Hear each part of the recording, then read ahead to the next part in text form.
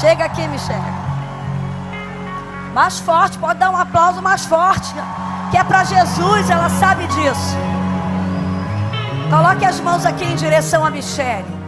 Senhor, nós queríamos pedir a tua bênção sobre a sua filha. Revista ela cada dia com o capacete da salvação. Dá a ela uma aberta mente para o novo, sensível, e obediente à tua voz. Revista ela com a couraça da justiça, com o cinturão da verdade. Calce os seus pés com os sapatos da paz. Onde ela pisar, ela será uma promotora de paz. Reveste ela com a espada do Espírito, que é a tua palavra, e com o escudo da fé. Cobre ela com a tua graça, a sua família, a sua geração. Em nome de Jesus, nós concordamos com essa oração aqui do teu povo. Renova as forças físicas, emocionais e espirituais, em nome de Jesus. A igreja diz amém, assim seja.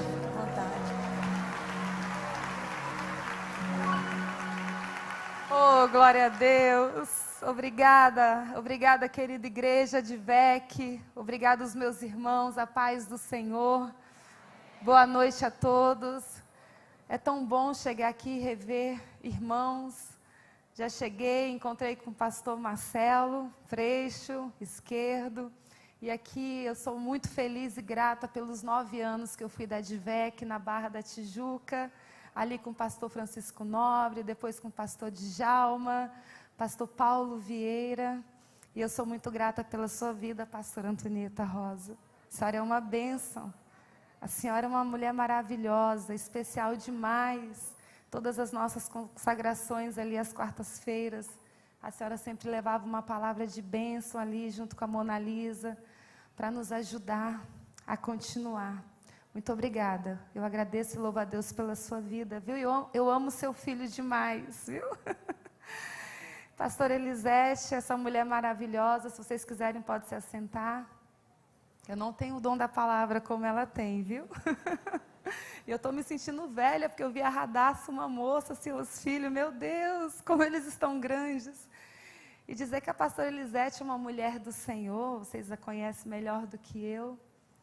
Uma mulher escolhida por Deus. Eu nunca esqueço do pastor Silas falar que a Dona Maria foi uma mulher excepcional e que Deus aproveitou a forma para fazer a senhora e depois descartou. Isso é muito forte. Eu carreguei isso na minha mente. Mas dizer que a pastora Elisete é uma mulher que sempre tem uma palavra para nos ajudar, para nos levantar. E eu tenho muito orgulho de ter participado, de ter sido do seu ministério. E eu quero aqui falar para vocês que eu comecei a amar a harpa cristã por conta dela. Um belo dia ela chegou na consagração na quarta-feira e ela pediu para cantar, para louvar o número 296 no jardim. E eu achei aquilo tão lindo e nunca mais eu parei de louvar esse hino 296. E daí eu comecei a louvar e a amar a harpa cristã. Obrigada por a senhora ter plantado essa semente na minha vida, porque é tão bom a gente poder adorar. Obrigada, Estela, amo você de paixão, Midian. Obrigada, Josi. Obrigada, Raquel. As nossas meninas da Caravan, que também tem a Meire, obrigada por vocês estarem aqui presentes. E hoje dizer que é um momento muito especial retornar de VEC. Eu fui batizada no Antigo Templo, o último batismo que o pastor José Santos fez, fui batizada por ele. Foi uma bênção ser do ministério da DVEC, ser uma canelinha de fogo, e Deus, ele... Depois Deus me levou para a Batista e a gente fala que é a batisbleia, né? Que a gente não perde a essência. Mas Deus é muito bom, abaixo dos céus tem um tempo para tudo na nossa vida. O Senhor sabe de todas as coisas. Mas dizer que foram momentos lindos, momentos bons, 9 anos ali servindo ali no café da DVEC, servindo ali a sala dos pastores, a sala VIP. E foi o momento onde o Senhor me forjou. Um momento onde eu fui realmente forjada pelo Senhor para estar onde eu estou hoje. E foi através desse ministério que eu aprendi a amar vidas. Foi através desse ministério que eu aprendi a trabalhar, a me doar, a fazer trabalhos voluntários, a ir para o lixão de Gramacho e hoje poder ser a presidente do conselho do programa Pátria Voluntária, que já ajudou mais de 3 milhões de pessoas pelo Brasil. E eu tenho muito orgulho, pastora, muito orgulho de saber de onde eu vim e ser obediente ao Senhor, e ser obediente à palavra dEle. Não foi fácil, minhas irmãs, meus irmãos. Na verdade, não é fácil estar à frente de uma presidência. Deus, Ele realmente escolhe aqueles que se escondem, né?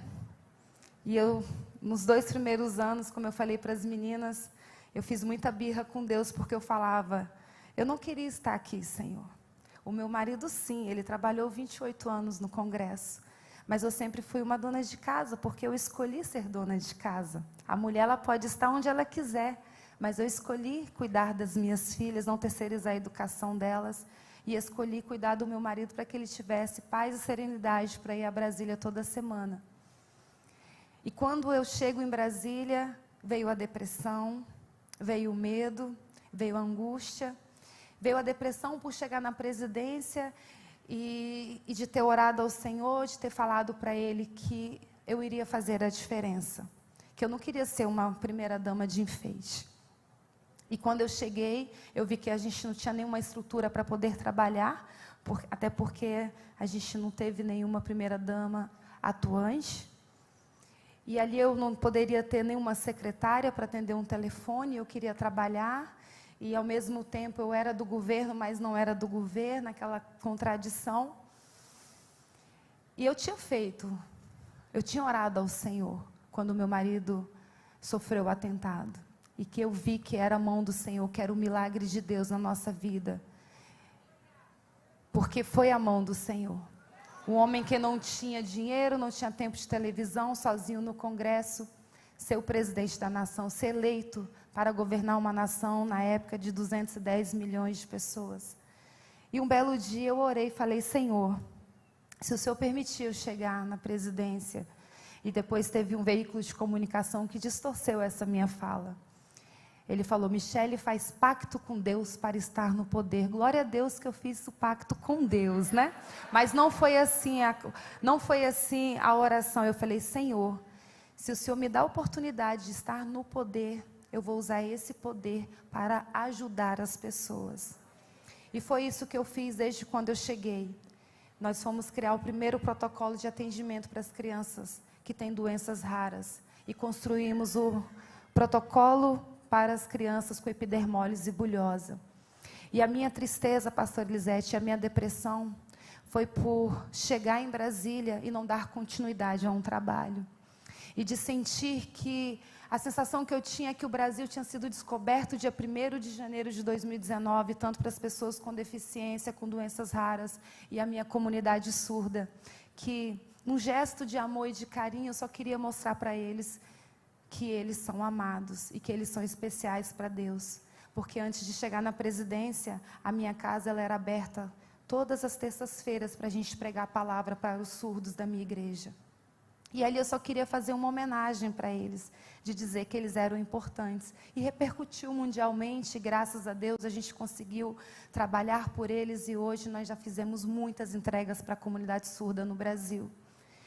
E o que eu falei para o Senhor, apesar de ter passado por 2 anos com muita dificuldade, me sentindo dentro de uma caixinha, com depressão, e tive vontade até de morrer, e o Senhor, Ele me levou naquele momento para eu me enxergar dentro de um caixão, e eu consegui sentir a dor das pessoas que eu mais amo, que são as minhas 2 filhas e as minhas 2 irmãs que eu criei como filha. E naquele dia o Senhor me despertou.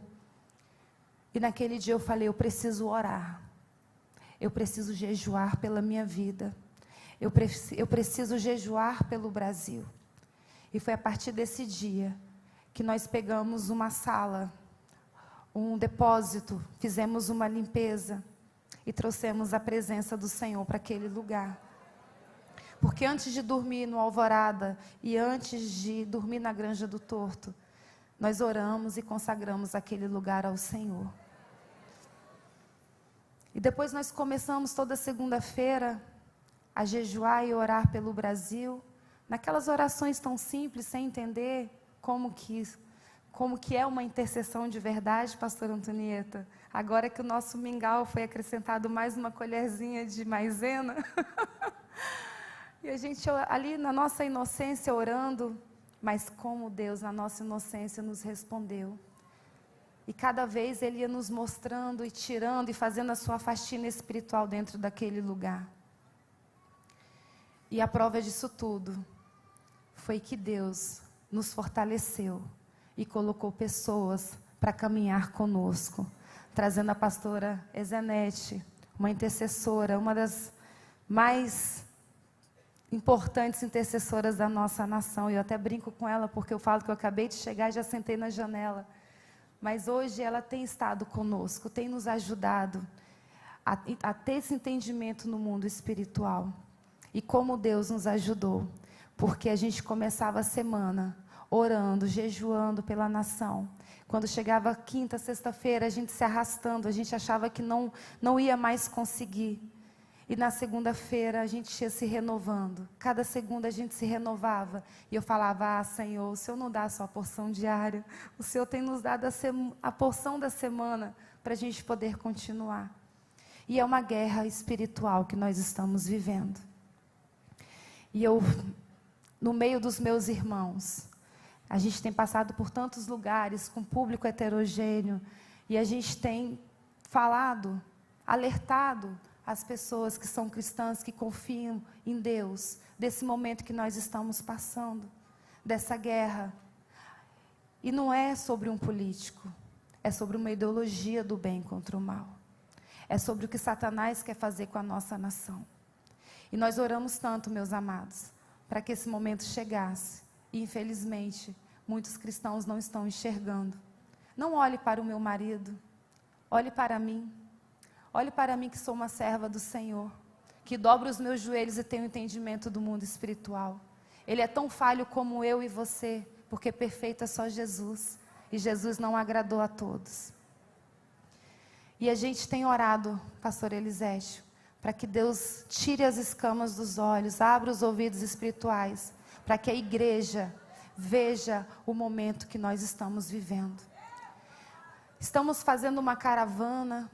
Passamos pelo norte, fizemos toda a região norte em 2 dias e meio, fizemos 9 estados do nordeste em 2 dias e meio, começamos a região sudeste ontem por São Paulo, estamos no Rio, vamos embarcar amanhã cedo para Minas Gerais. Estamos falando do amor de Deus, estamos vendo quanta gente ainda enganada, quanta gente ainda caindo no conto da serpente, e passar por Roraima e receber testemunhos de venezuelanos e cubanos, foi o que deu uma dor no nosso coração, de ver como as pessoas não estão entendendo que o Brasil é a última barreira para o comunismo. Mas nós cremos que as promessas do Senhor, elas vão se cumprir. Porque o Brasil tem promessas de Deus. E quando você vê um venezuelano falando, um cubano, você vê o desespero deles. Tipo, as pessoas não estão entendendo o que o comunismo faz. O comunismo só veio para matar, roubar e destruir a nação. Quantos imigrantes, refugiados nós recebemos no Brasil? 700 mil habitantes em Roraima, mais 100 mil refugiados. E eles com lágrimas no rosto, alertando os brasileiros, votem não pelo político, votem pelo que ele defende, pela pauta que ele defende.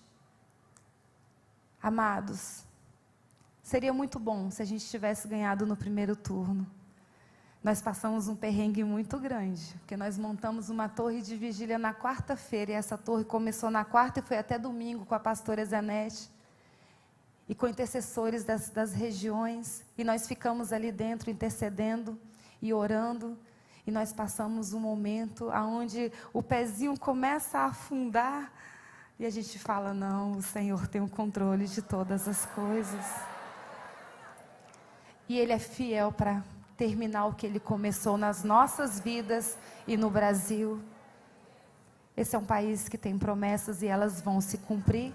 Esse é um Brasil que tem promessa de ser celeiro de bênção para outras nações. Esse é um Brasil que tem promessa de ser farol de luz para outras nações. E nós ficamos ali, orando, e depois a batalha mudou. E depois nós entendemos que a igreja não está preparada para viver o avivamento. E que a gente precisava desse segundo turno para acontecer o despertamento da igreja. Nunca se teve tanta marcha para Jesus no Brasil, porque eu era da DVEC, morei 12 anos no Rio, e eu só participava de marcha para Jesus na DVEC. Depois que eu fui para Brasília, eu até perguntei para uma pastora em Brasília, pastora, é normal ter esse tanto de marcha? Não, não é normal. Não é normal ter esse tanto de marcha, a igreja está se levantando. A igreja está se despertando. E nós temos que orar pelos nossos jovens, porque infelizmente são massa de manobra dentro das universidades. É muito fácil falar que vai votar no Partido das Trevas com o iPhone na mão. É muito fácil falar que vai votar no Partido das Trevas cursando uma faculdade paga pelos seus pais. Não sabe o que é um comunismo, não sabe o que é passar fome, não sabe o que é ter que sair da sua nação em busca de comida e de sobrevivência. Mas nós estamos orando para que Deus venha agir na vida dos nossos jovens. Nós cremos numa nação curada, nós cremos numa nação liberta, porque o outro lado ficou 16 anos no poder e nada fez. Não conseguiu concluir nem as obras. Não conseguiu levar água para o Nordeste e hoje está prometendo picanha. E acusa o agro, fala que o agro é fascista e direitista. É o agro que coloca o alimento nas nossas mesas. É o agro que alimenta o mundo. Meus amados, eu peço que Deus dê sabedoria e discernimento para todos. Eu peço que vocês conversem e expliquem para aqueles que ainda estão com alguma dúvida em relação ao momento espiritual que nós estamos passando. Está muito claro e é muito fácil escolher. É só você ver o que o outro lado prega e o que o outro lado defende, que fica muito fácil. Não olhe pelo candidato, olhe pela sua pauta, olhe pelo que ele defende. Os valores da nossa família, a nossa liberdade de expressão, a nossa liberdade religiosa, que está sendo ameaçada. E o meu marido abriu o Brasil, na ONU, abriu as portas do Brasil para os padres e freiras que estão sendo perseguidos na Nicarágua. E nós vimos o que já aconteceu no Paraná. E ontem ou anteontem, a gente, estou sem noção do tempo, a invasão no Instituto Luterano. E é isso que vai acontecer se a igreja não se levantar e não se posicionar. Eu louvo e agradeço ao Senhor pelas orações, pelas intercessões, porque eu sei que tem homens e mulheres de joelhos orando pelas nossas vidas e orando pelo nosso Brasil. Todas as promessas do Senhor irão se cumprir. E eu creio nisso, piamente. E nós, olha, tem até um bilhetinho do marido, te amo, olha que fofo, gente. Esse JV. Vamos lá. 2 Crônicas 7. Ah, Senhor, e se o meu povo, que se chama pelo meu nome, se humilhar e orar, e buscar a minha face, e se converter dos seus maus caminhos, então eu ouvirei dos céus, e perdoarei os seus pecados, e sararei a sua terra.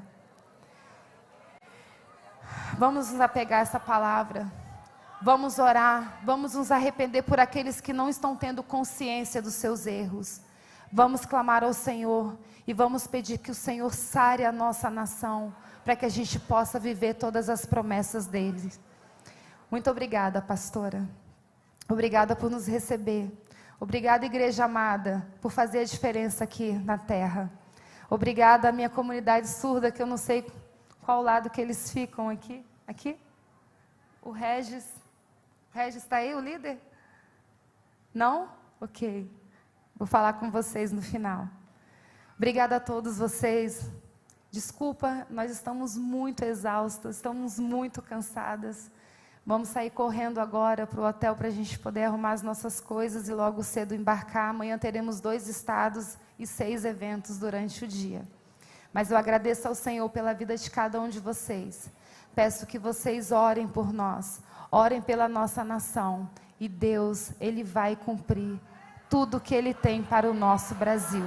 Porque nós defendemos a pauta da família, nós defendemos a nossa pátria e nós defendemos a vida desde a concepção.